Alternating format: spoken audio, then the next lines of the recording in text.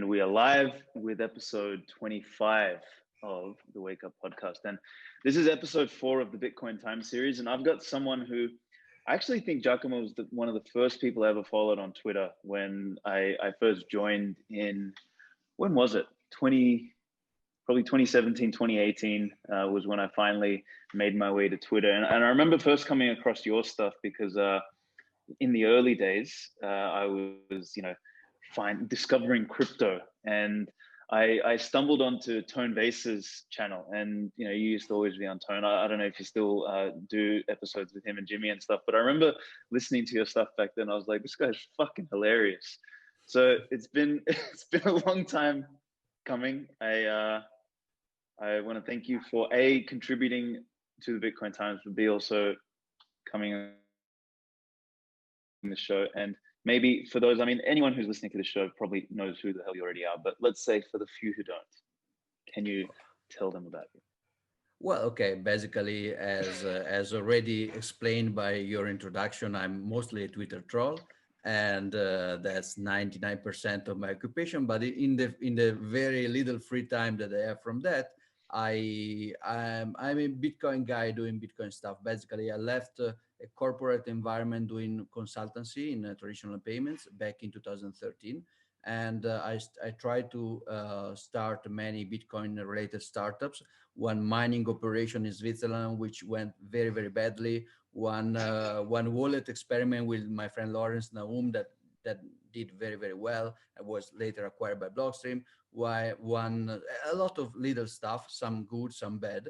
Then in 2015, I decided to wrap up the small startups and to try to instead be like a bridge between banksters, basically, institutional bankster before in Italy and then in Switzerland, and Bitcoin development and research. So what I still do is mostly for a living is mostly consultancy and education to Swiss bankers about Bitcoin. So that's how I live. In the free time, I funnel some sponsorships and money for open source nonprofit projects like Bitcoin Development Kit by Alekos Filini and others, or Open Stamps, RGB, etc., etc., etc. And this is basically. I talk about Bitcoin with my friends, with my wife, with my parents, with my colleagues, and I'm basically single issue since 2013. Beautiful. Didn't you have a background in physics or something? Yeah, my formal education is physics. I had a theoretical dissertation about hypercomplex numbers and relativity. So my education is that.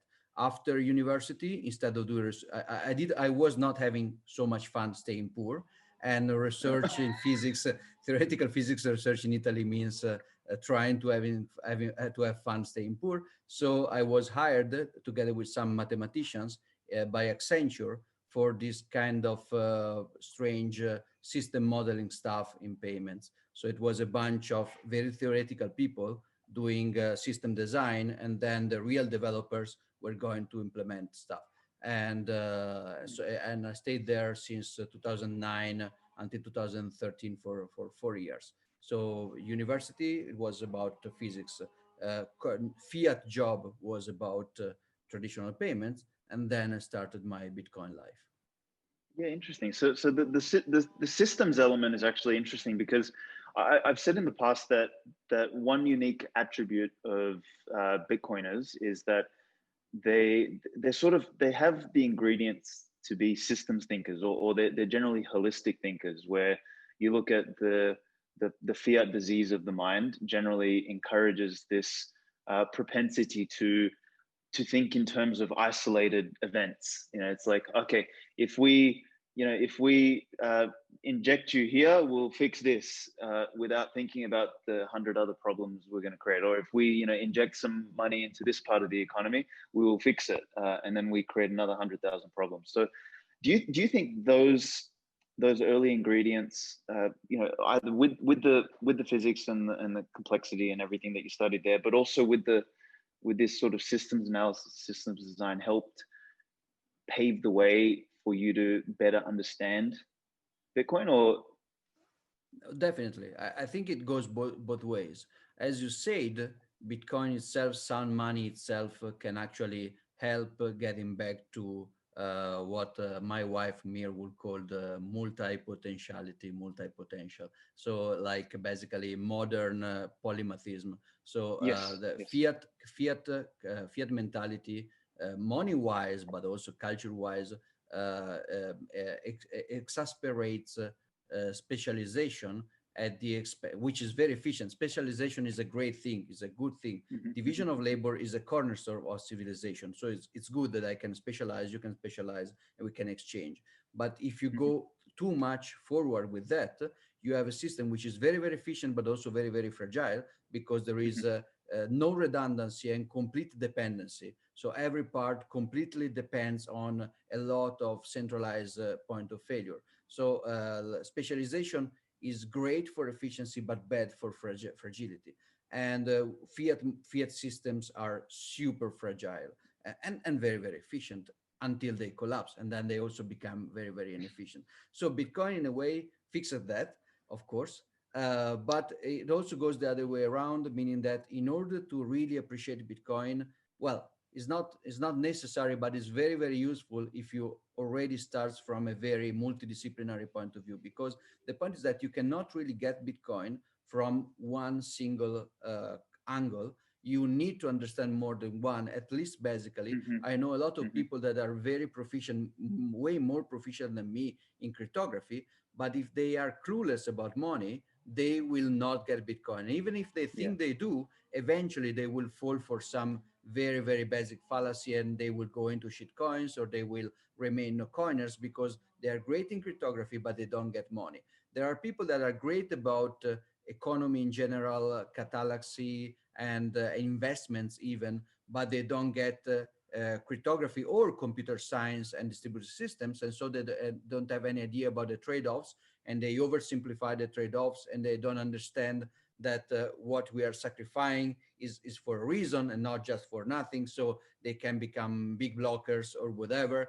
And then again, there are people that may be proficient in computer science or cryptography or computer security, like information security, cyber security, and also good in general in economic thinking and game theory thinking, but they don't understand the ethical and political roots of Bitcoin, the ethical assumption of Hmm, not hmm. trusting the government with their money. They don't understand the goal of financial sovereignty and basically free opt out from the inflation, the cantillon tax, and privacy in payments and privacy in transactions. So you really need to be into multidisciplinary thinking in order to understand Bitcoin properly from the beginning, I think. Yeah, I think the last one that you described there sounds almost like an Ethereum person who gets like some of the elements, but they miss the one of the core raison d'etres. It's funny. There's this girl that I kind of on and off dated a little while back, and I met her through this guy who he's a nice, genuine guy, but he's he went down the BSV rabbit hole, right? And like he's one of those guys who he's got a good heart and he means well, but he's the classic representation of the road to hell is paved with good intentions, and he genuinely believes that BSV is the one. I don't know how he can't see the whole Craig Wright thing. I think that takes it a high level of stupidity or something missing in the brain. But anyway, we sort of met, and she sent me something the other day. She's like, "Oh, so what do you think about this?" And it was I'll I'll see if I can put it into the video, but it was basically a table showing it's one of those. It looks like another one of those Roger Ver tables where it's like Bitcoin and then Bitcoin SV, and it's like oh The real the in line in Bitcoinness yeah. of different altcoins. Okay. That's right. If it's line with the white paper, cross tick, total transactions per minute. It's like they there's they miss the because I would argue, and let me just get my thoughts straight here. Is I would argue that one of Bitcoin's most important properties. And now this is not exclusive to its other properties, but one of its most important properties is the fact that it is voluntary and censorship resistant. Like that, I think really sums up, and that's sort of what I would say is like the ethical raison d'etre, right? The moral essence of Bitcoin is that it is private property by nature, and it's voluntary, and you can choose to use it or not, and it doesn't matter. There's no force involved, and these people seem to miss out because they focus on these other superficial elements, which we consider those elements superficial because I guess when you understand Bitcoin holistically, you appreciate what that core moral principle is behind Bitcoin's existence. And yes, traction throughput and all this sort of stuff has importance, but I think the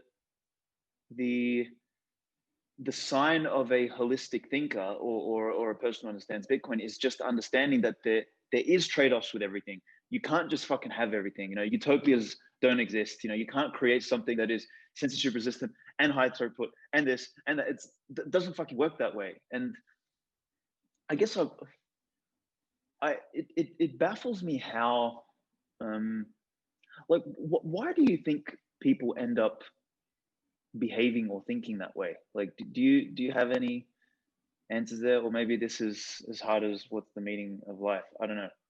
There may be that there are occasional exceptions, of course, because many of these histories are paved with ego situations or like doubling down a reputation. Like when I think of Roger Ver, I don't think that's mostly a question of technical ignorance. It could be, or economic ignorance. It could be, but it's mostly, for example, a personality struggle and a struggle for relevance and people being hurt during the initial debate. So maybe, for example, Satoshi was wrong about many technical points and economical points at the beginning, like everybody. Whoever Satoshi was or whoever they were wrong about a few things. And then they updated their knowledge about CPU mining, about everything on chain compared to channels, payment channels. Satoshi switched to payment channel, and then Satoshi understood the problem with the SPV theory.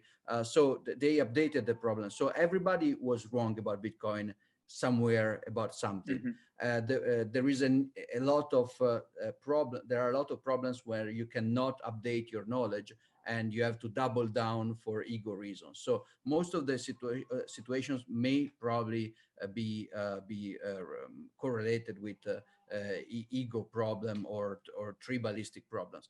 But some situations are clearly an evidence of some of these three big areas of knowledge missing: the political, ethical area, the technical, engineeristic, mathematical area, and the let's say a financial economical area, which is itself separated from the others. Because, for example, I really like to, I was thinking to write an article about these with Citadel 21. I was discussing it with Odonaut, and I say yes, and then I don't know when I will, that I'm not very reliable about timings, timing of articles. What do you mean? You're the most reliable person I know.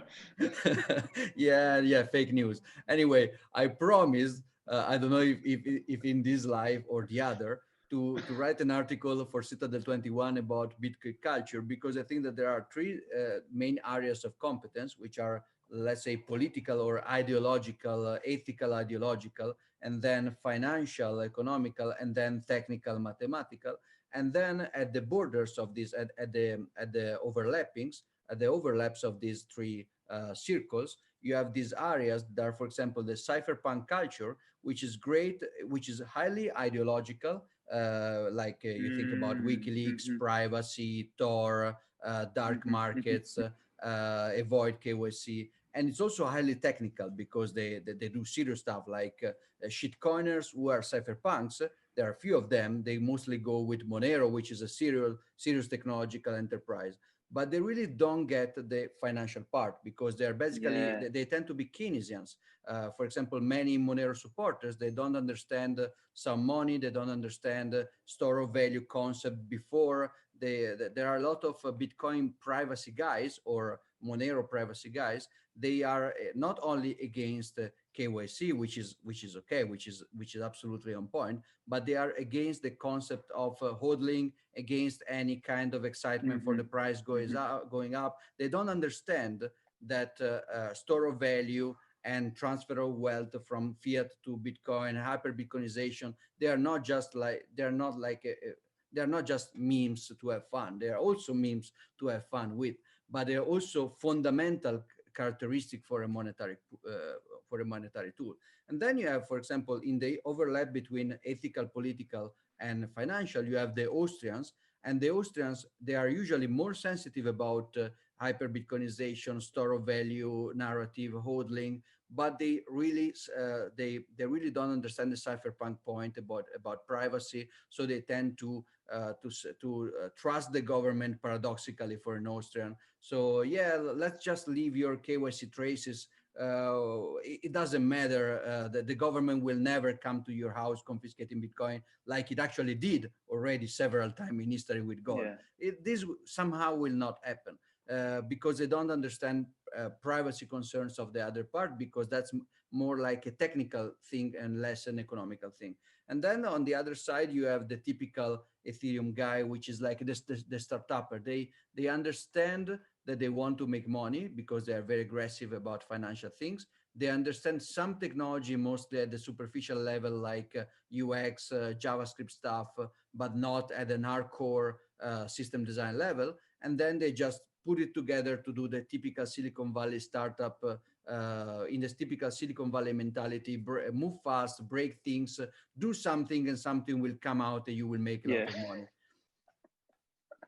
This is, I really love that. So if you want some help, I'll help contribute to that article if you want to sort of, because I think that Venn diagram, I can already see it in my mind. It's such a good overlap, because you're 100% right.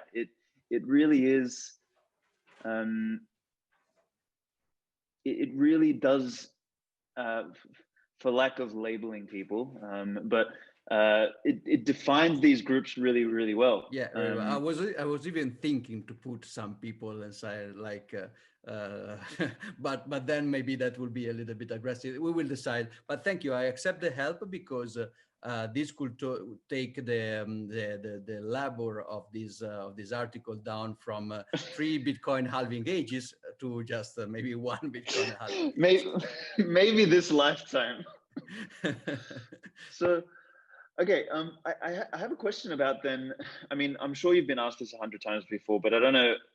I don't recall you really. I haven't heard you really answer it. But what was one of the early triggers for you to discover Bitcoin? I want to find out what that early trigger was, but I also want to discover a little bit about your path into libertarian kind of thinking, because I think you're one of the most consistent thinkers in that world. But let's start with Bitcoin. Like, what was the breadcrumbs there that got you? Well, interestingly, since we talked about multidisciplinarity, it was exactly that. It was the fact that I was starting to hear about Bitcoin. So I was back in 2013, at the end of 2012, actually, I was hanging out with some political groups, because I was a libertarian activist. I was also going in television to debate with the prime minister. I was forming the Italian Tea Party tax protest movement, which was not very successful, because Italy is still a tax hell, and I just moved to Switzerland. But back then I was very naive, and so I was basically hanging out with people. And one group of people I was hanging out with in real life a little bit, and especially online, they were actually Austrian and the Fed, Ron Powell, gold bugs, basically. And they started talking about Bitcoin in late 2012. I was hearing about, have you heard about this alternative to central banking? So there was already a typical, let's say, a Bitcoin standard-like framework. It became way more successful after Saifedian book, of course, but it was already there with people debating about the Mises regression theorem. Can this be money? Cannot, store of value, etc. So there was a strong economic debate in those circles for a few weeks, actually. Then it faded out. But in the same week, The other group of people, the other group of activists, of ideological people I was hanging out with, which were more like anonymous guys, Yeah, free suck punks. Assange, WikiLeaks Hmm. guys. They also started to talk about Bitcoin as privacy tech, as a donation to WikiLeaks, censorship resistant and stuff like that. And this happened in the interval of I think not more than 2 weeks of distance. So one group of guys and Hmm. the other group of guys. And these groups, even if I was part of both, they, just like we represented in the circus, they had little to no overlap. The overlap was basically me and some Bitcoin Hmm. discussion, because Hmm. mostly the first group was a very conservative group, I would call it. Culturally speaking, they were older guys with a conservative mindset, also from a cultural point of view. The other guys, they were young people, more technical oriented, and especially very progressive. They were basically they were typical hacker mentality, very progressive in a cultural way. So there were little to no overlap. And then 1 week after, or maybe 10 days after, I don't remember, I started to hear about Bitcoin inside my workspace between system designer as a purely technological thing. So there were people talking about, have you heard about blockchain and this new cryptocurrency? And there was a guy who was especially expert in it was called uh, Open Transaction Standard, I think it was the name. Yeah, I think it was Open Transactions. It was a standard which was kind of decentralized, but there were some double spending problems. It was solving it with some kind of weird federation schemes. And so these guys said there is this new technology coming from this weird stuff, Bitcoin, which could solve it. And so in the matter of globally not more than 1 month, I had different parts of my life coming Hmm. together, Hmm. previously unrelated, coming together. And then a few months later, my wife basically leveraged this extra stuff to make me a full-time Bitcoiner. Basically, she said, "You are schizophrenic. You are doing political activist by night, like Batman, and then you are doing boring system design stuff during the day, and even your political life is basically split between two completely different kind of groups.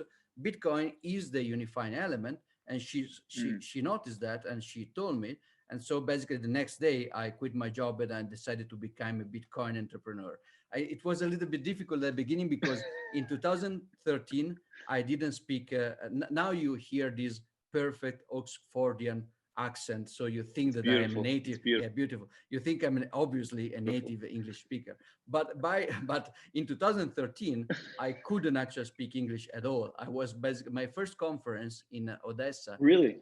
Yeah, Oh, wow. my first conference, I was invited by Lawrence Naum, the Green Address CEO back then, and now a Blockstream guy.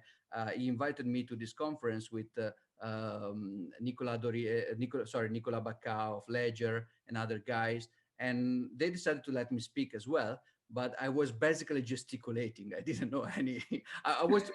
I mean, even when I studied physics, I read English books, of course, because you cannot Uh-huh. study without reading. But I have never spoke any English before Holy that. shit. Wow. Okay. Yeah, it was 7 years ago, so this explains my perfect pronunciation right now. It's amazing. I'm enthralled by your proficiency in becoming an Englishman and a Bitcoiner. That's clearly the height of white supremacy right there. Is you've been Yeah, transformed yeah, exactly. into an Oxfordian Bitcoiner. This is um hmm. What was your path into libertarian thinking then? Like how did that sort of eventuate? Because you said you were sort of in that you were being Batman at night, fighting this, before you were a Bitcoiner. So that what was the ingredients or the breadcrumbs for that part of the journey? I think logical consistency. I Yeah, love okay. logical consistency, and I was bothered when in Hmm. when I was young, in middle school, before high school, I was starting to enter in contact with the political groups, and I had some kind of like any almost any teenager boy. I think I had some kind of aesthetical fascination with the rebellion and political Hmm. activism Hmm. and stuff. Hmm. But then every kind of political part or political faction that I was approaching, did suffer from extreme kind of logical inconsistency. And so at the beginning, I was like rebellious against the power, but then my friends were mostly communist, and then didn't make any sense. And so I said, if communists are so stupid, then they tell me that in Italy, the framing was communists against fascists. And so I said, so maybe fascists are smarter, and they weren't at all. They were just as inconsistent. And then I started to become a little bit like classical liberal, but then classical liberalism with strong, with strong, this minarchist idea that that if you take a criminal and you centralize all the criminal activity in him, and you ask him politely to be nice while he's a criminal, then you can minimize crime in the world, because you just concentrate crime inside one entity, and then you pray this entity to be very, very nice. Does the And right this thing, was, from a tactical point of view, from a practical point of view, I was aligned with many goals of people from the classical liberal sphere. So like, of course, reduced taxation, free speech. So I was close to this kind of agendas, but from a fundamental consistency, this was it was very weak. So the so-called nowadays libertarian is probably a term that it's very it's lost its meaning. it's very desemantized. But back then it was a good label, I think. Maybe paleo-libertarism, Hoppian, I don't know, whatever.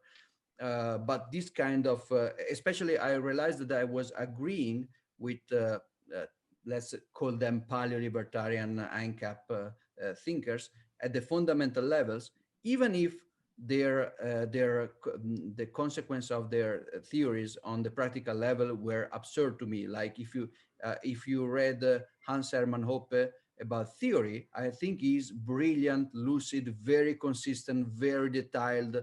It's almost mathematical. It's almost Euclid. But then when you hear Hoppe talking about I don't know, preferring ISIS terrorists over the US government because they're more decentralized, I don't think it makes any sense. So a lot of times I find more fascination for the consistency of the principle, even if the practical elaboration is a little bit out of focus and a little bit, even if it's outrageous by typical standards.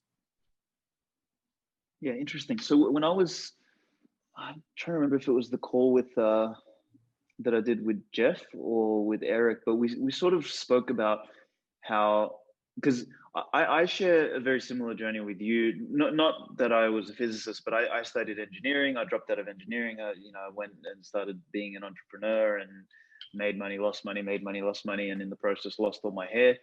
And I think for me that this one of the central themes has always been just a sense of personal responsibility, or responsibility of the individual, or as we call it these days in the Bitcoin circles, the sovereignty of the individual, right? And for that, for me, I guess I had come across some Austrian stuff in 2011, 2012, because I was a gold silver bug back then. And that, like me, I first heard about Bitcoin back then. I can't remember if it was Max Kaiser jumping up and down on a couch or something, but I kind of wrote it off back then because I was a little bit more interested in making money out of my gold and silver trading, and I was relatively successful in that, whilst I was relatively unsuccessful in getting fucked over by the government in one of the businesses that I was running. But I think when I discovered Bitcoin, all these different elements of my life, I've always been an entrepreneur, I've always been self-made, I've always lived by myself, like all these sort of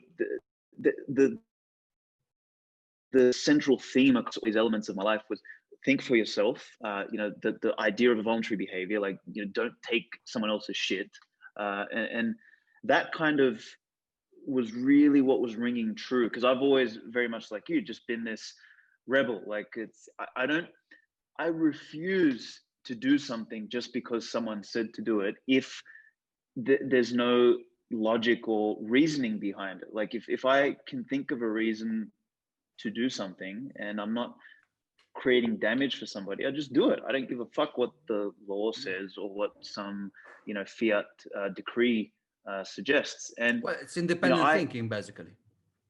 correct. And for me, I started with Bitcoin, and then I sort of really in the last couple of years, and particularly I think 2020 radicalized the shit out of me, is just seeing how both sides, whether left, right, up, down, or whatever other fucking manifestation of wing of politics people want to label themselves as, it all feels inconsistent, and it all seems to be this giving up, or this I don't know, taking personal responsibility and agency and just giving it to somebody else, no matter which side it is. And yeah, like for me, the libertarian ANCAP ideals and stuff seem to be the only place where personal responsibility is sort of the locus, and it starts from there, starts from the individual, and it emanates out, and you can build a consistent argument or consistent thought or consistent logic or consistent set of rules from that place. But like you said, left, doesn't matter what it is, they're all fucking maniacs, because and you're one, I think, on Twitter, like always consistent in that, because I think even in the Bitcoin space we see a lot of people, right, like this whole Trump fiasco and the voting and everything, we see which way people lean, and it's just crazy to see them one moment support, I'm for free markets, and then the next moment it's like the government should ban Twitter because Yeah, exactly. There is a lot of difficulty to keep the same standard. Like today, of course, we're discussing self-defense because of the girl shot in the Congress, and the same people will say that the young guy Kyle whatever that reacted to the guy, so he had a right to defend himself, but the girl didn't. So it's all it's all messed up. There is no single criteria that you could try to apply consistently, right or wrong, but at least internally consistently, without changing it all the time. Like again, exactly, the government is bad, so I want the government to control social media, because otherwise social media will promote the government who is bad. So I want, so I hate politicians, Democrat politicians, so I want Democrat politicians to be in control of Facebook. This doesn't make any sense. It's not consistent. But again, I want to add a thing. I agree with you that fundamentally this is about independent thinking. This doesn't mean that independent thinking is the only absolute value, because like before, like what we said before, it's a trade-off.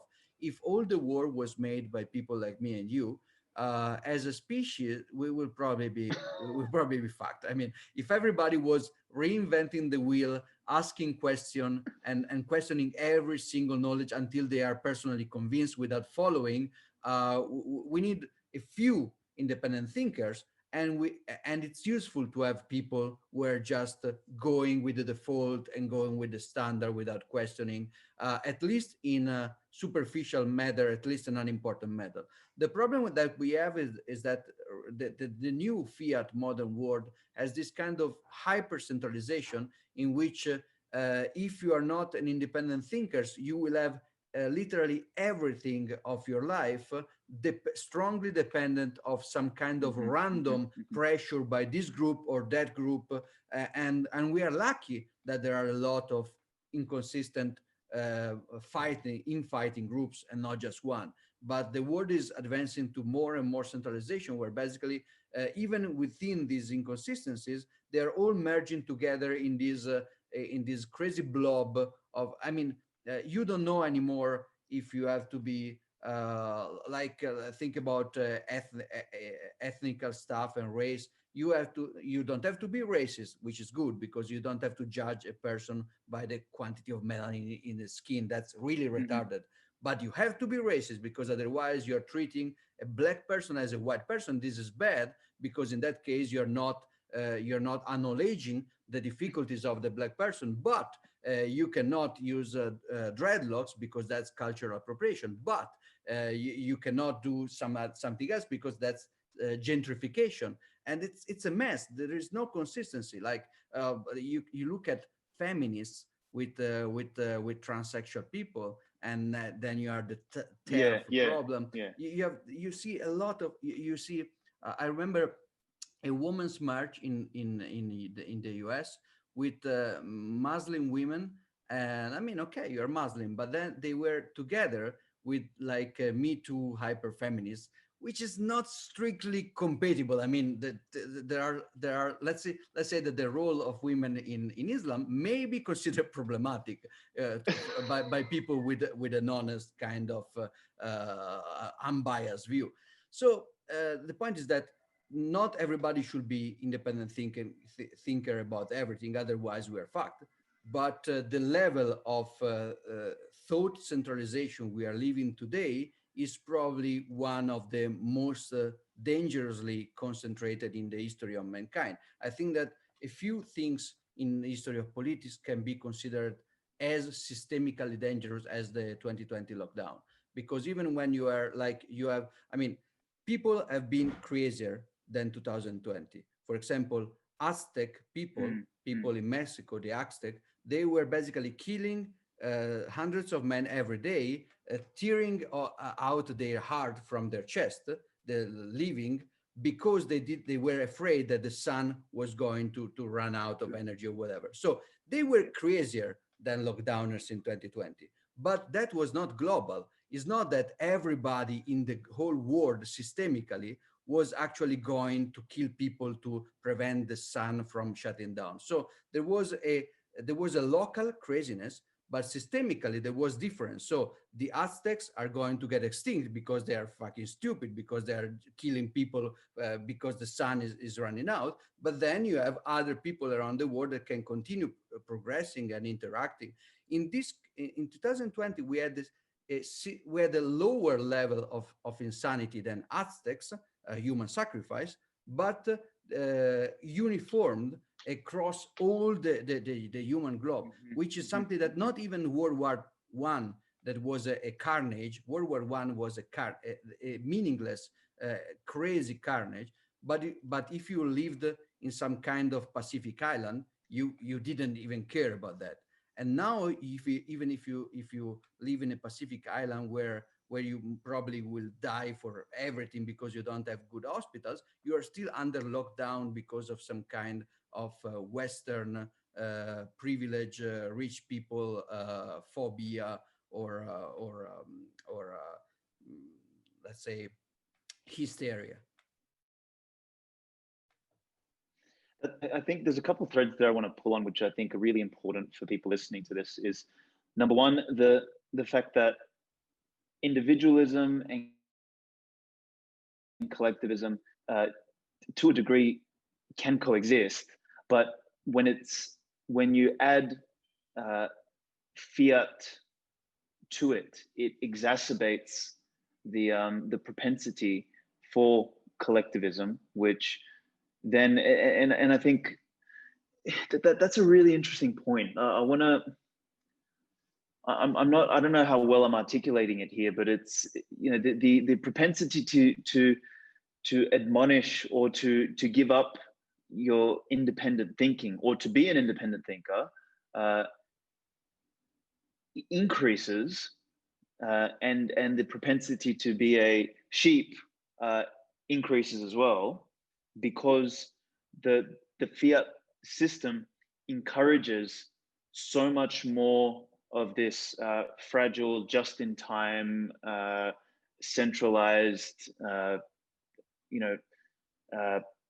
thin infrastructure that is fundamentally, like you said, it's fragile. But because we're in this race to push responsibility onto something else, because that's the way fiat effectively functions. Fiat removes personal agency at a fundamental level, and then it pushes decision making into one place consistently. And it's interesting. I always, the image for me that always comes up, and this theme has come up in a number of podcasts recently that I've done, is the Brazilian bodybuilder who, you know, was putting synthol in his biceps, and he's got these big fucking biceps, and then the rest of his body is underdeveloped, right? And I think fiat is like a drug that does that, not only to the mind, but society, to the economy. Like, you know, you look at what are the most overly developed industries in the world. It's advertising, banking, and fucking software. You know, we're building, you know, the next version of TikTok and Instagram and this and that, like shit we don't need, that I doubt would be as prevalent in a world where need or you know, drives innovation, as opposed to excessive money driving innovation. So I think that's a really important point, because even I get lost something, just my rage against the machine and my rage against all sorts of collectivism. But I think you're 100% right. Like if the world was just a series of me and you, maybe we'd be just fucking at war all the time, or just, you know, trying to trying to reinvent each other's wheels. No, Giacomo's a dickhead because I figured this out. Yeah, I think that, well, first of all, you make a very good point that it's true that we have a trade-off between independency and even redundancy. So every part of the system is an individual that can be self-reliant and sovereign. And then there is like interdependency and division of labor, and there is like people willing to delegate. Like delegation is a good thing. Where sometimes you want to delegate responsibility because you're not expert in that, so you want to delegate. So you have these two extremes, but they are not on the same level. They are actually a vertical kind of trade-off. The one is, it's asymmetrical. One is clearly the base. You have to start from the individual level, and then the individual can give up responsibility and can voluntarily give up stuff and take it back. So if you have individualism as a methodological base, and then you have not collectivism, but interaction, social interaction, interdependence, organization, civilization as the upper layer, then the upper layer can gracefully fall back on individualism every time there is a problem. But they're not two different principles. There is one principle, which is individualism, that it's so the symmetry is, on top of individuals, you can build a society. But on top of collectivism, you cannot take back any kind of individual sovereignty. So it's highly asymmetrical. You cannot start from collectivism and get any individual freedom back. You have to do the other way. Remember that it's just like Bitcoin layer one and layer two. Layer one is very inefficient. Layer one is individualism. It's very inefficient. But individuals are the only real stuff on the existential blockchain. Only individuals exist. Then they can create payment channel and abstractions and routing. And if it fails, it must fall back. And the attempt to collectivism is the attempt to actually pervert and reverse this hierarchical order between the two. And you don't have to stay at the base. You have to stay in a balanced position. But if you take the system upside down, you will lose. And the other thing that you say, I think, is very important, is that fiat money is almost a singularity, because usually bad situation where this equilibrium gets distorted vertically or even subverted, this kind of situation usually have very strong negative feedback loops, where I say negative in a positive sense. So this is system theory talking. Basically, negative feedback loops means that something happens that trigger mechanism that will eventually correct it. So it's positive, because if you go too much into organization and you're going to be too much fragile, then a crisis will move you back to a sovereignty and decentralization, and then you can adjust gradually. But sometimes there are positive feedback loops mechanisms, And I say that in a negative sense. Usually when in nature, yeah, this is a bit tricky, because in nature, when you hear about a positive feedback loop, usually you have to run away, because that means stuff exploding, literally. When there is that's a mean chain Yeah. reaction leading to an explosion. And fiat money is, I mean, money was such an important technology, such Hmm. central technology, human interaction, that the perversion of money actually caused a positive, negative feedback loop.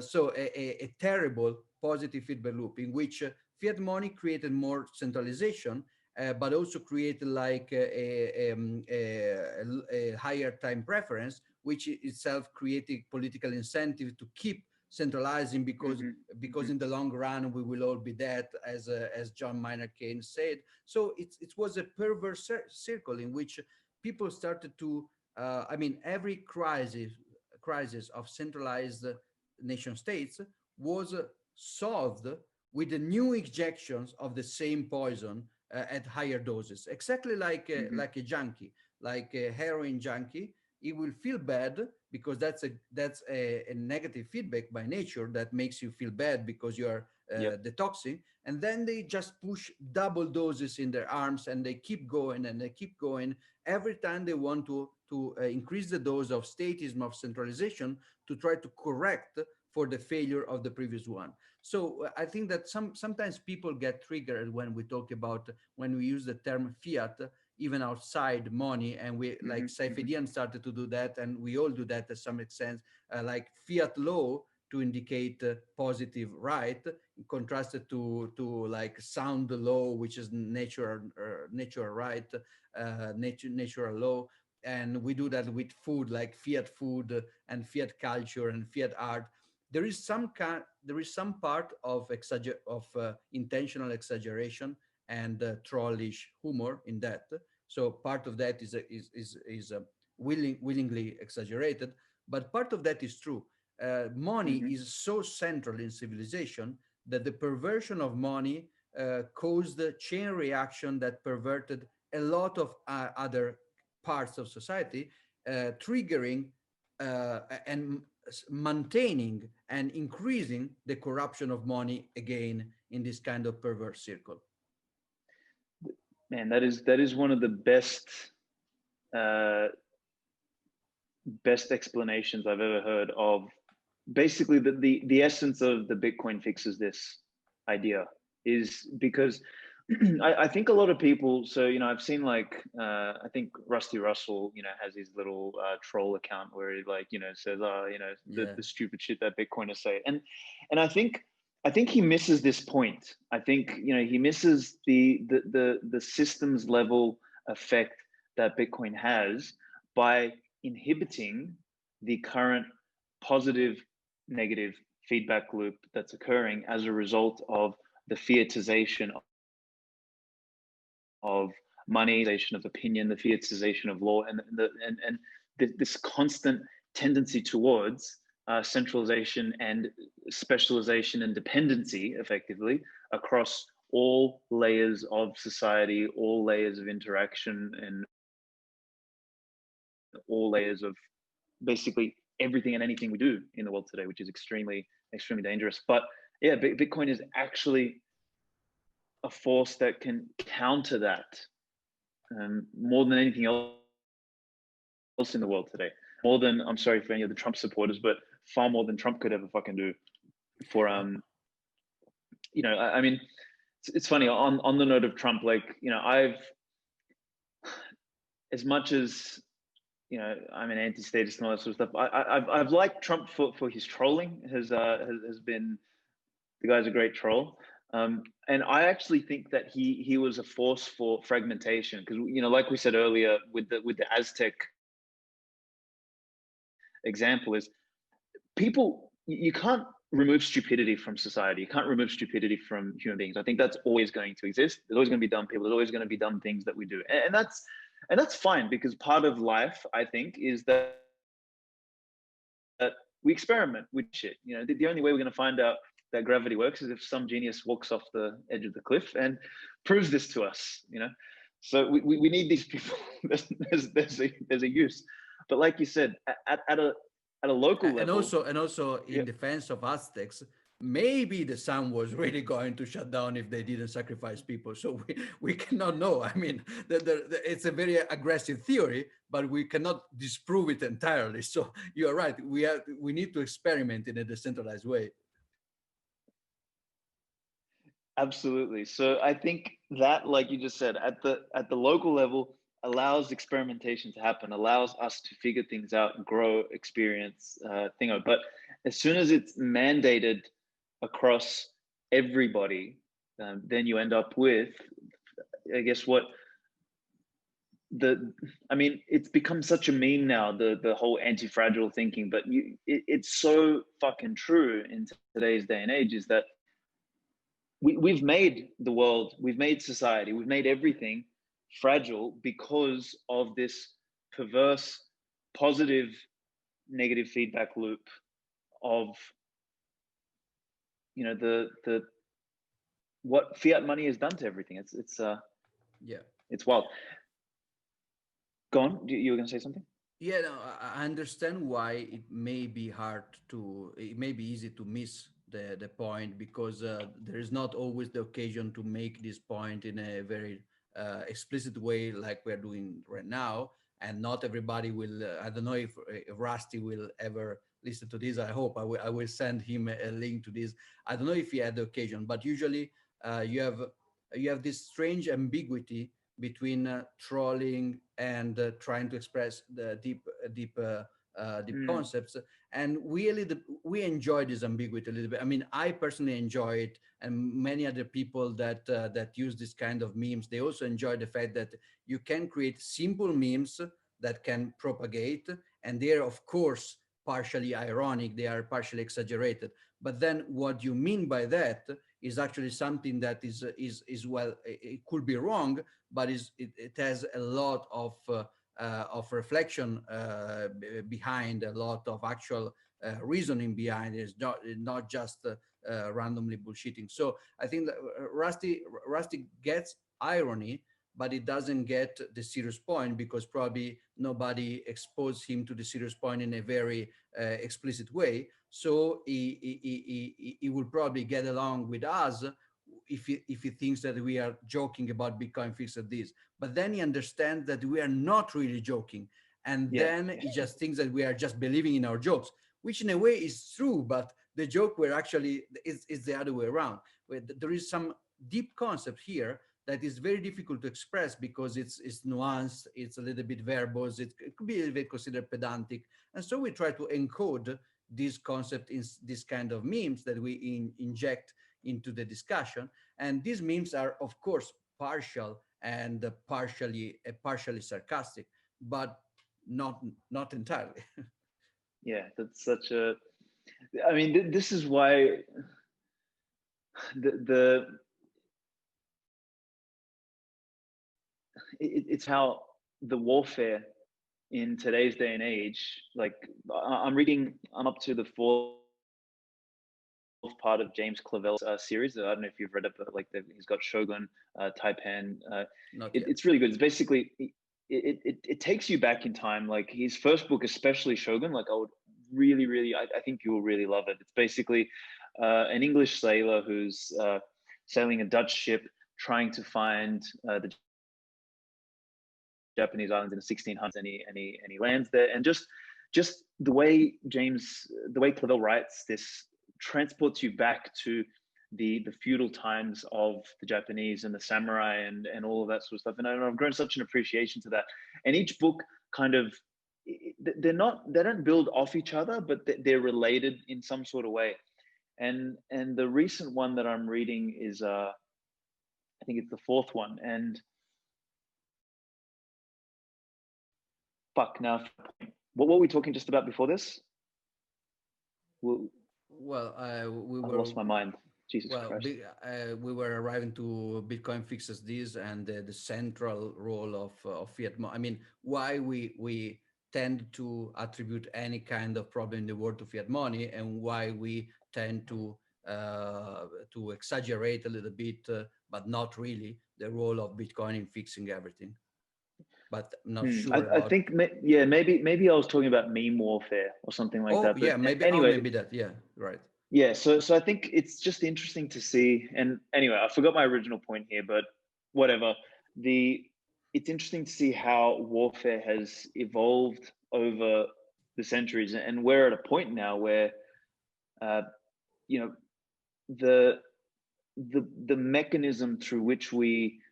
That's right. That's what I was going to say. In this book, one of the characters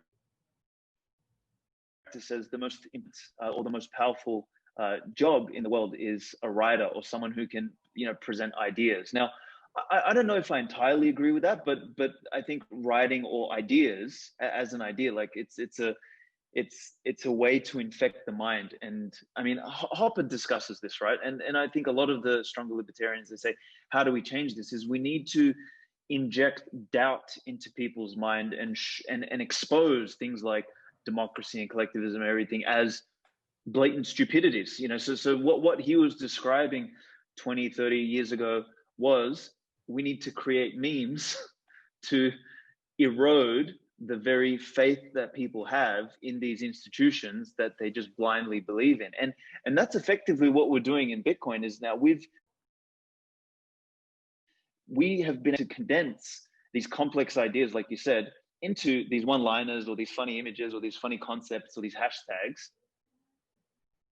that carry meaning and weight.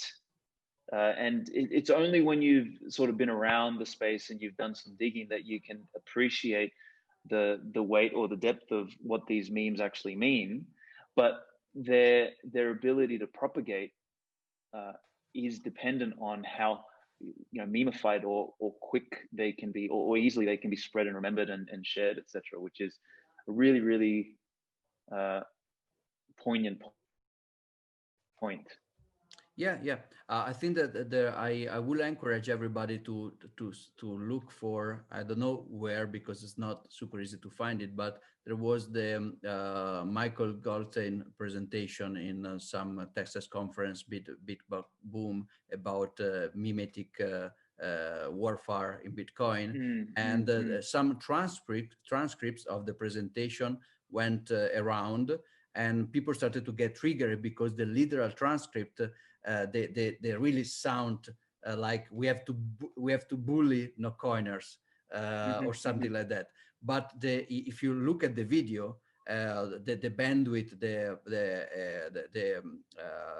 the meaning bandwidth of the face of Michael, of the tone of the voice, is way more clear where there is a joke and when there is the deep meaning conveyed and simplified by the joke. And something similar a little bit happened to me to a lesser degree with my maximalism presentation in Riga. It was sarcastic, but not really. And most of the people got it perfectly, especially people there. But most of the people only looking at slides on Twitter, they were triggered because some of them were considered that completely serious. And so clearly some of those points could not be literally true. Like everything which is not Bitcoin is a scam. That cannot be true because otherwise, I don't know, antibiotics will be a scam because they're not Bitcoin, but they're not. Yeah. Pizza may be for carnivores, but not for me. So there are other. So it's not literally true, but in the context of what I'm saying is a trivial, semi-ironic way to tell something serious. And people who consider that completely ironic were also mistaken because it was not completely ironic. I think that from that discussion, a few very good heuristics were emerging to try to filter out the noise and focus on the signal. So there was something serious and also something sarcastic, and it's not trivial to tell the difference. And also getting back to your point about the Japanese writer, I agree that writers are powerful weapons. Probably this is another point of conflicts between the typical cypherpunk and also agorist mindset, which is write code, build tools, align incentives, and the other side, which is more like write a theory. In fact, the mind, be consistent, be vocal, And I think that we need both, because Yes. this is also another kind of feedback loop, a very strong feedback loop. Culture will influence the way we use tools and the way we build tools. Without some kind of culture, where Satoshi could not build the tools, and without that kind of culture, the early Bitcoiners would have used the tools in a different way, possibly in a wrong way, in a weakening way. So you need strong cultures and memes. Incentives are not enough in themselves, because if they were, then we will not have problems in the first place. Like we will just live in a perfect world where incentives automatically alarm themselves all the time. Mm-hmm. We need culture as this kind of wet code to run organization among people and to run communication.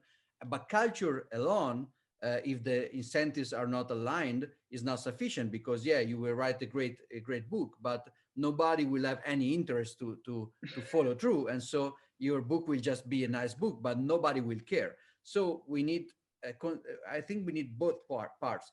Just saying shut up, write code, and there is you have to tell people to store your own keys and run your own node, and possibly be careful about identification and KYC to protect fungibility. And these are three memes. And one could object, well, shut up. Either you just create a node which is faster and easier to run, and you create the easier way to store the keys and easier way to bypass KYC attacks, or this should not even be discussed. I think that's wrong. But on the other hand, I really appreciate the cypherpunk write code disposition, because in the mimetic side of the battle, there is a lot of bullshit, a lot of hand waving, a lot of virtue signaling, a lot of people. I mean, I can see it on myself. I can spend a lot of time talking about nice things, while actually I do not make the effort to sit down and write some code. I understand the nobility in doing, and I understand that talking is cheap. And many people who are talking even about libertarian ideas, they are just faking, or they are just partially pretending, or they're just creating a character for public visibility. So I understand that there is a nobility in shut up and do something, create your enterprise, create your tools, create an open source library. But if you just mindlessly create tools and you ignore the battles for ideas, and you ignore the fundamental consistency, then again you are lost. So it's still a matter of fucking balance between two extremes. Yeah. Lao Tzu was right, huh? Mm. There's no. I think one of the wisest realizations in life is this concept of a trade-off. Like you brought up early on, is that there is. I mean, there might be some absolutes, universally speaking, and then, but much in life is about deciding where on these spectrums, whether vertical or horizontal or whatever they are, Yeah. is what trade-off you want to select, and the ability to do that voluntarily is sacrosanct. And like you said, if the voluntary nature of existence has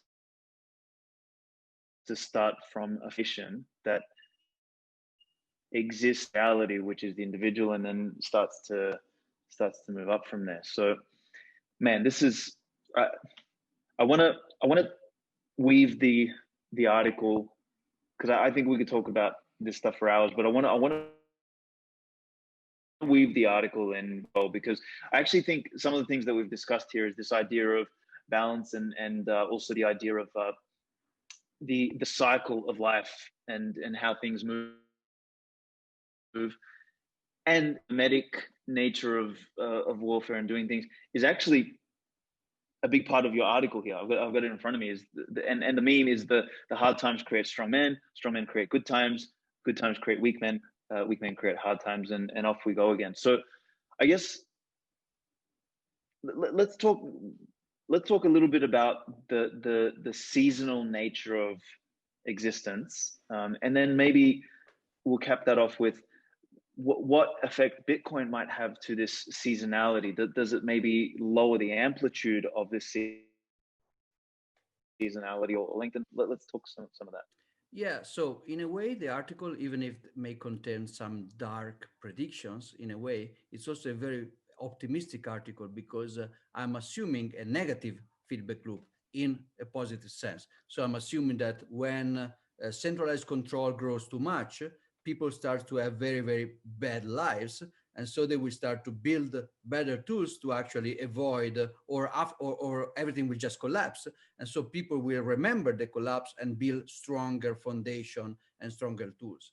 But then these stronger foundation and tools will actually improve the quality of life, the sense of security, the sense well, they will basically change the incentives to make convenience feeling more important than security, and then you will have another kind of degeneration, and so on and so on. So the article described this seasonality, which is itself a good thing because in a way it seems like you cannot spiral out of control.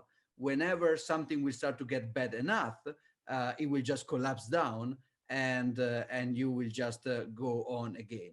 This vision just at this level will have three problems. The first problem is that the seasonality may take longer than your lifetime, so you have problems like, for example, you may be an economist like a Misesian economist who read Mises in 1930 in Soviet Union. You know that the Soviet Union is going to collapse. There is no way around it.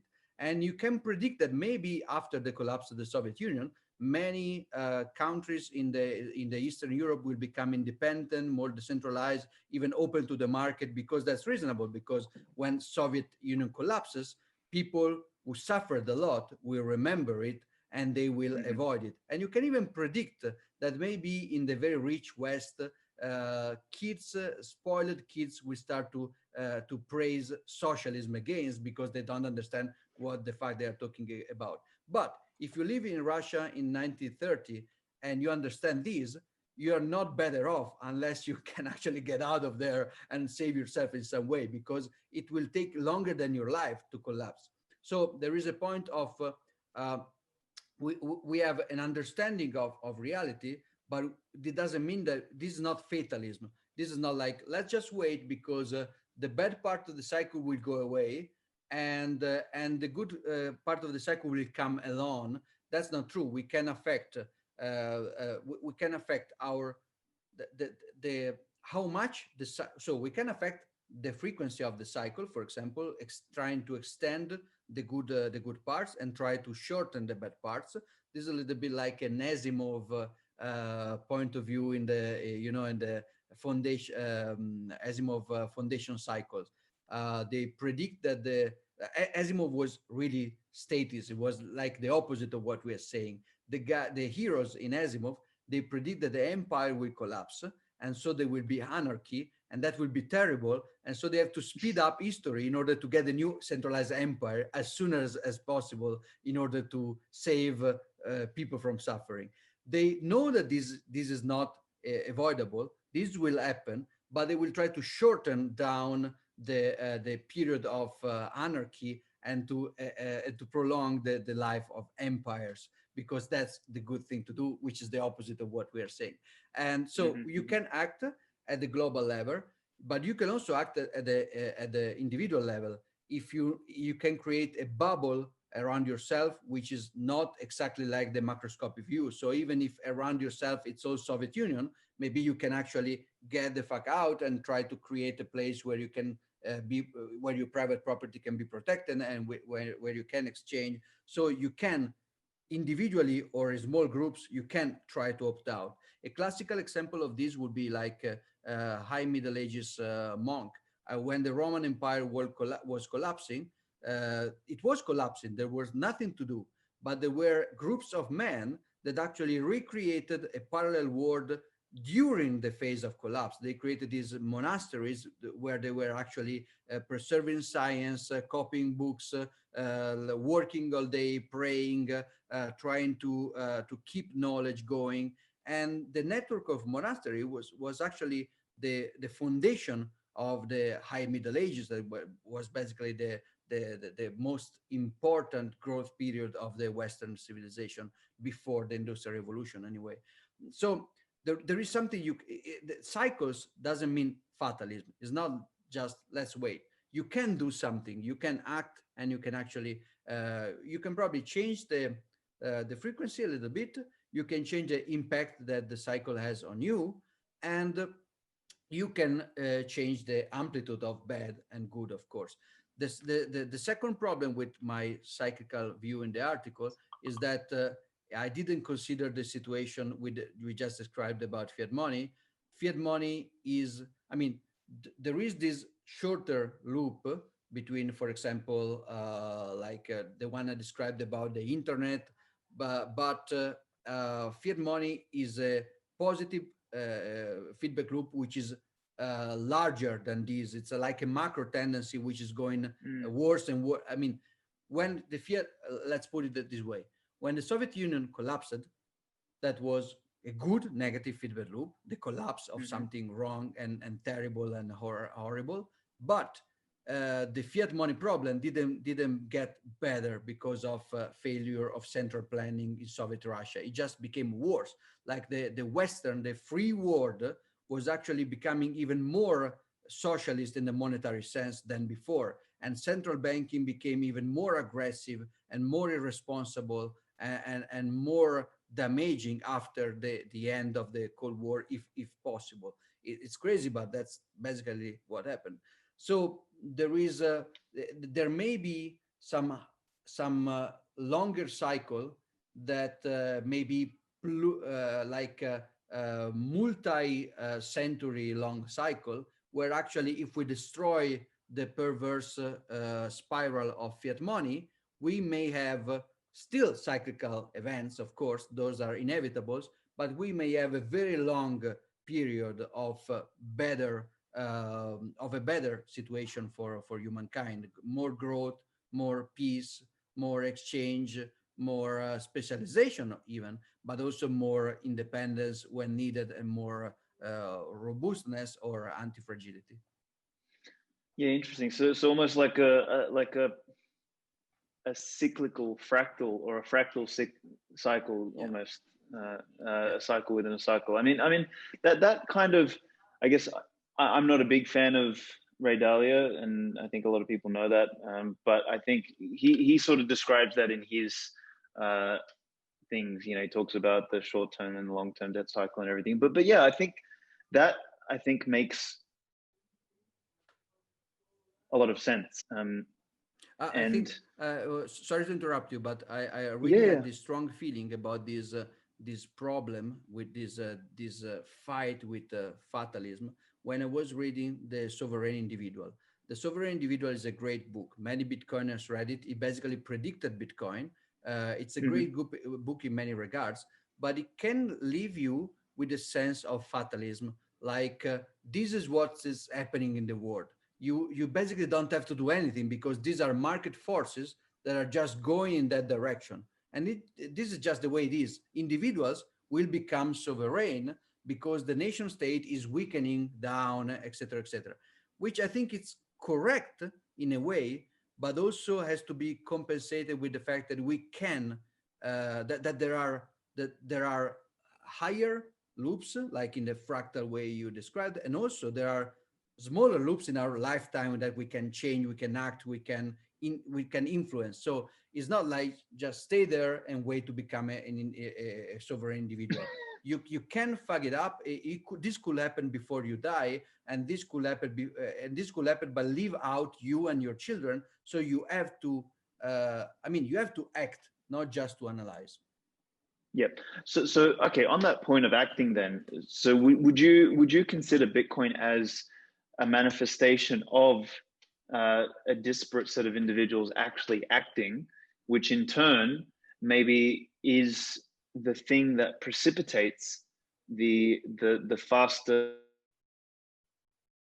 I guess, positive negative feedback loop that of the of this part of the cycle. Absolutely.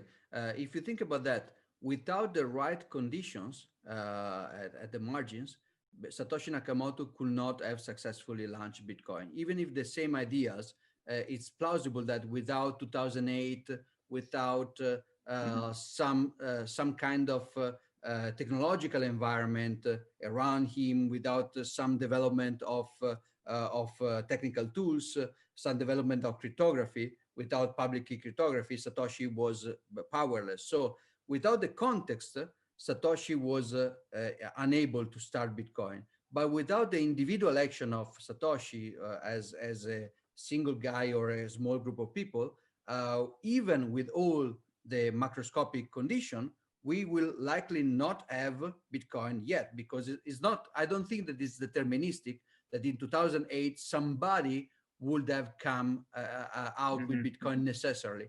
It's true that there are conditions. Sometimes you see like scientific discoveries coming all the same time because there are strong pressure from the global environment. But this doesn't mean that if you don't get up and actually do something, this will happen regardless. In chaotic systems, the triggers are very often individual choices and you have this kind of butterfly effect in which you can actually change the course of history with one single human being acting in a different way. Then eventually a lot of forces will interact and we will just create the right condition and wrong condition that will actually stop your effort from becoming effective or amplify your effort. But it's an individual choice. And I think that most of the historical events, even if you can ex post try to represent them as a cycle, it's still unpredictable individual choice that you have to make. So Bitcoin is a great example. I think we can imagine a reality in which Satoshi Nakamoto thinks that we need that, but doesn't bother coding that. So we still don't have something like Bitcoin in 2021. Fuck. Let's say in that parallel universe, what happens then? I mean, it would be a terrible universe. Is fatalism coming back now? Well, I think that what we will try to do will be to try to do something. But, well, I have to say, Bitcoin was a huge game changer for my life personally, because my fight with the irrationality of the world was always very pessimistic, because even if I understand that this is irrational, I don't have a strong winning alternative. My alternative is always between the irrational mainstream and the rational fringe, which doesn't matter and will just cost me money. And we also it will put me in contact with a lot of scammers, because as any libertarian knows, when you are libertarian, you try to opt out the system, you will find a lot of scammers trying to sell you some kind of piece of land in Chile or new micronation, a lot of scammers, or this new gold scheme. So I was skeptical about Bitcoin the first week, because it's like a typical recurring thing. Like, you are libertarian, so you are anti-system, so you want to opt out, so you are kind of eager to believe everybody who will come to tell you that they have an option out, and so you will fall for any kind of scammer. Libertarians tend to be very naive, because they are desperate to opt out. And Bitcoin changes that, because it's the first time that you have something which is anti-system and also fucking winning all the time. Like in Bitcoin is like the one thing where the good guys always win. You can have like the cartel of enterprises with Bitcoin 2x attack, Segwit 2x attack, the New York agreement, and they are like all powerful. They have 89% of the hashing power, all the relevant economy of American startups, and they get fucked. And you can have everything, and they will just lose. I mean, That doesn't mean that we already won.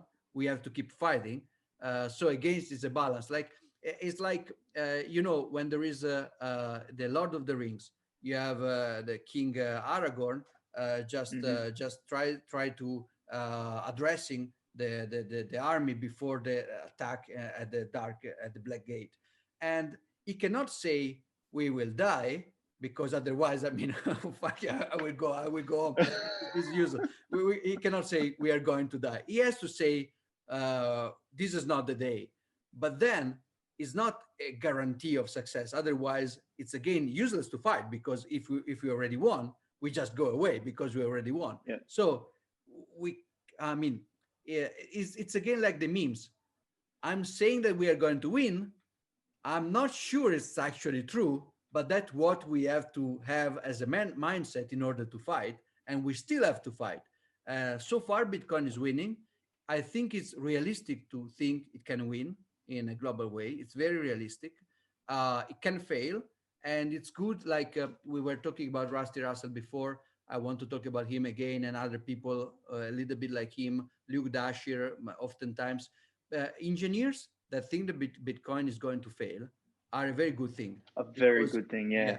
Even if I think they're wrong, it's great that they are wrong in this way. I hope they're wrong, but it's very useful that they are wrong in this way, because otherwise, without those, we can just get self-complacency and laziness, and we underestimate threats. So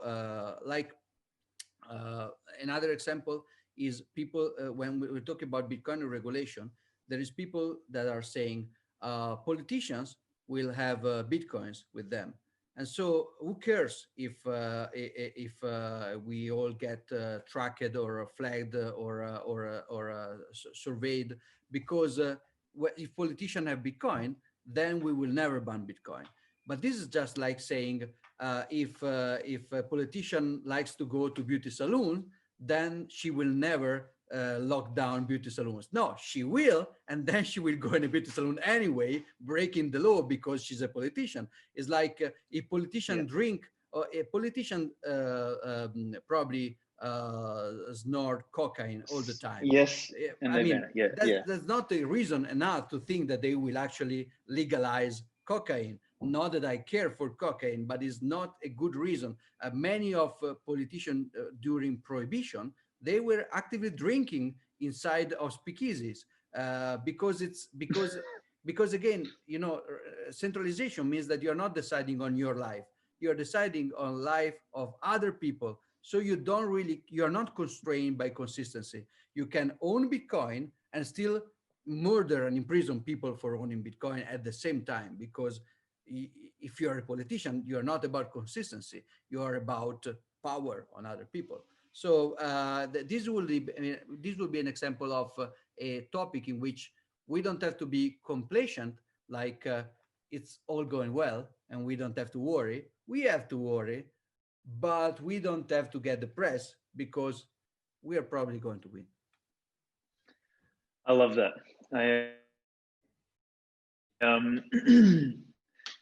I'm thinking about a talk that I gave in early 2019, and it was sort of in the bottom of, after the November crash, and, Bitcoin was down to 3,000, and I got invited to a blockchain conference where they wanted me to talk about blockchain. And my talk was, blockchain is dead, the future is on Lightning. And I made everyone really angry, because there was some blockchain companies that are trying to raise some money. And what I kind of talked about was this, even then, like I was just talking about how, Bitcoin had already won because it's got these layers and this and that. But I think one of the points I made in there is that kind of similar to yours, but I think you just articulated it a million times better, is this idea that we have the momentum behind us, and there's going to be periods of threat, of disillusionment, of doubt, and all that sort of stuff. But we, like you said, Bitcoin is just this funny animal, this funny beast that all of us crazy rebel libertarians, ANCAP individualists, sovereign people, we've finally found something that we can almost bet our lives on, in a sense, but we also owe it, and this is why I love the pleb groups and all the hardcore maximalist Bitcoiners, because even though we know that, we still put the time and effort into, whether it's the mimetic warfare or the writing the code or the writing articles or doing these podcasts and all this sort of stuff. We're a weird group of fucking lunatics who, even though we kind of know we've won, we keep fighting to win, which is a unique. Yeah, it's really unique. It's like I remember, I don't know why I remember to like the movie Back to the Future, where there is Doc Brown that says about the time machine, it works. I finally invented something that works. I mean, we had a lot of libertarian ideas and tools about seasteading and Gauss gouge, but now we found something that actually works, which is for libertarians is unprecedented. So we'd better not fuck this up, and so that's why we have to stay adversarial and to stay. We have to think very optimistically and act very pessimistically. I love that. So I'll tie that into the last point of this discussion then, is how, so I've got a question here, which is, so with that line of thought, was it think optimistically and behave pessimistically, right? So that's in line with this these cycles. So what can we learn? I think you did a great expose on talking about how the internet itself may or may not have emerged from the difficulties or the hard times that was the Cold War. We don't know, something else may have emerged, but we don't live in a universe where we can go and test that hypothesis. So it emerged, and we can suggest, or we can assume pretty confidently, that a lot of its decentralized nature emerged from this idea that we need a communications mechanism that can't just be chopped in one place. But the internet has sort of moved into the realm of this that's now centralized and fucked. So what are some of, like, we have to fight the good fight for Bitcoin, but because we, like you said, we have finally something that works. In what way do you think Bitcoin can have an impact on, more broadly, not just the internet, but like the World Wide Web, like this essence of communication? And this is probably a really big question, but I don't know, maybe you can give me some thoughts on how Bitcoin can have an impact on it. Yeah, I think there may be three ways of interaction with the path, the loop of the internet. The first one is just passive, is like using the lessons of the internet. Since this kind of loop is very recent, and some of the engineers, some of the engineers that we mentioned before, they did work on networking protocols for the internet itself within Linux. So the lessons of the internet are under our eyes. They're very, very recent. Mm-hmm. So we can avoid the same mistakes in Bitcoin. And these mistakes, avoiding these mistakes also consist of creating good mimetic and culture. Because, for example, the problem of the internet was that when the perceived threat of the atomic warfare was disappeared, the incentive to keep stuff decentralizing was becoming very, very low, because the 90s were very optimistic. So we have to create a culture that says this mimetic virus that enters in the heads of people and says, even if it seems that like we are in a honeymoon phase, and we will not be persecuted for Bitcoin, please keep acting as you are going to be confiscated soon, because that's the safe things to do in order to be anti-fragile and in order to resist another part of the cycle. So there is a lesson learned that is the one that I focused in my article. There may be other two kinds of overlaps. One could be basically the fact that Bitcoin needs the internet, and Bitcoin will probably may come under attack or under some kind of attack, so have the hard time phase, while the internet is actually still not explicitly under attack that much. So for example, we have a situation in which the internet itself is not banned, but VPNs to access ODL from United States, they are banned because of KYC reasons. So we can use this kind of, the fact that this cycle of adversarial situation of these two tools are actually not aligned, because so we can have an attack on Bitcoin, and in order to defend Bitcoin, we have to recreate a better internet, because we need the Blockstream satellite, or we need the mesh network by Gotenna or others. We have different kind of mesh networks and satellites because we want to protect Bitcoin.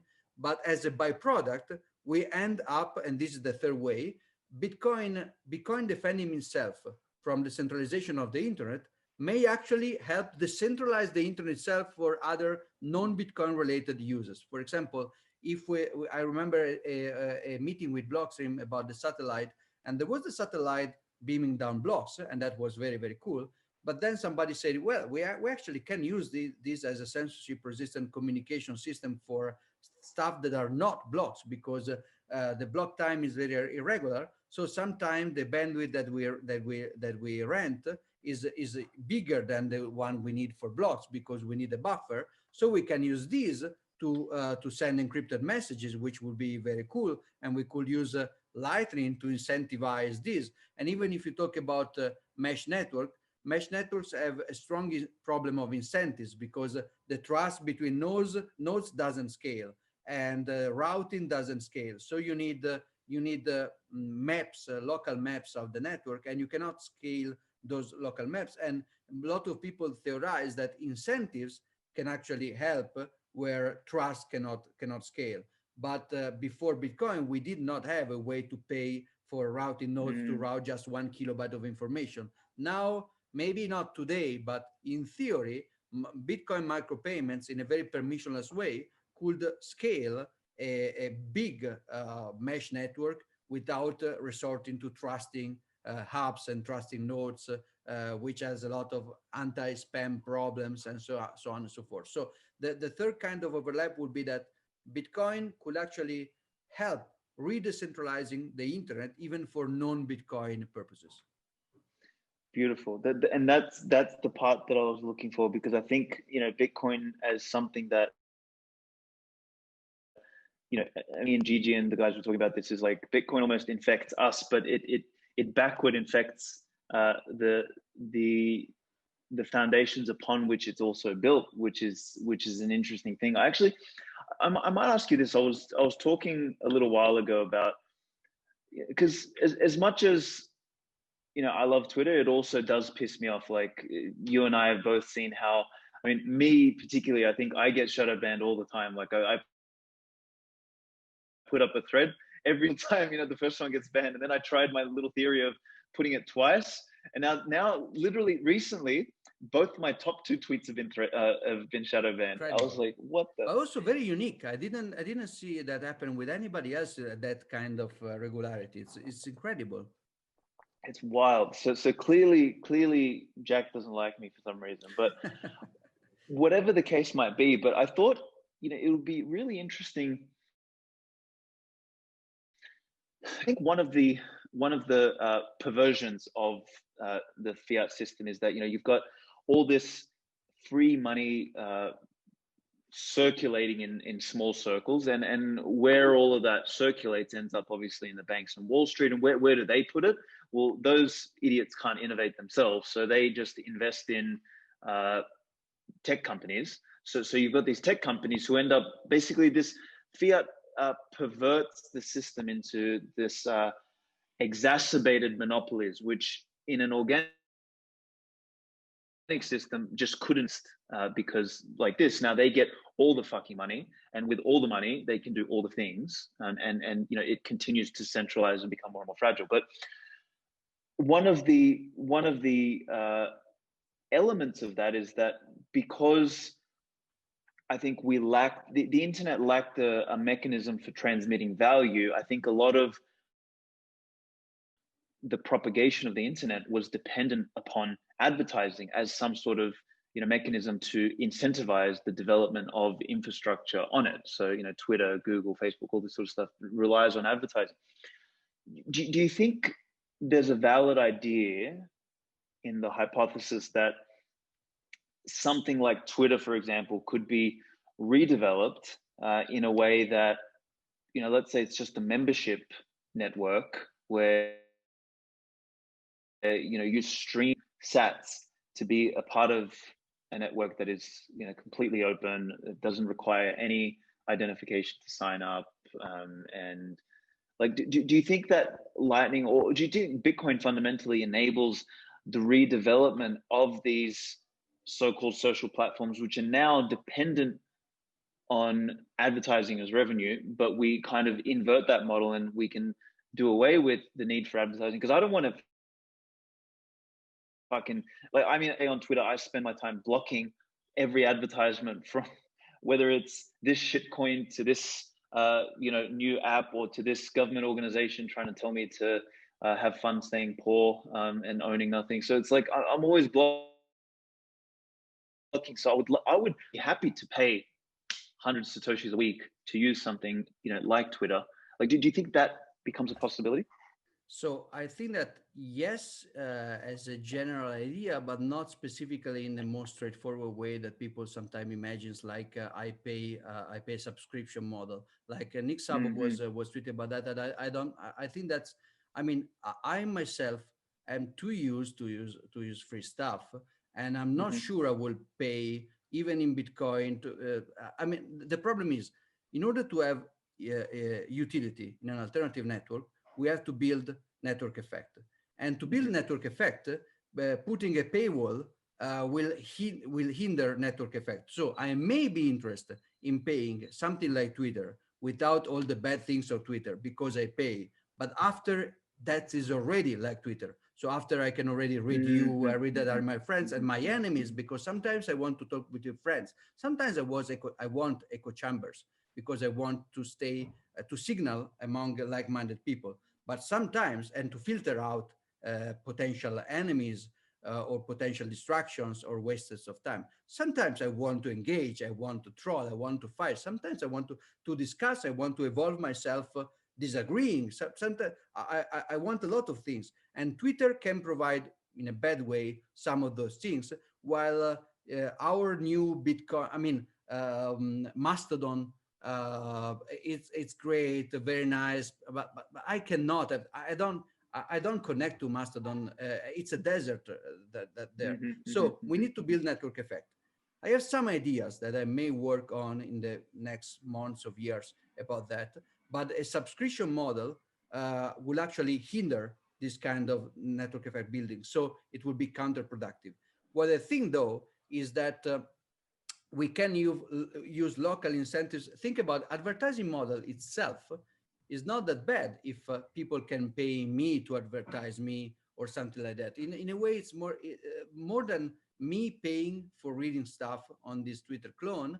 It's about people paying me if they really want me to read some stuff, then I'm not sure I want to read. But then again, the companies are already paying Facebook for advertising. Yep. So the idea, this is not a new idea. Like, I think that Brave, even if they went to the shitcoining path, they initially thought something like that, and even Steam, which is a shitcoin. So in the shitcoin world, there was some kind of bad, impossible because shitcoining implementation of this idea that the company wants to pay for advertising.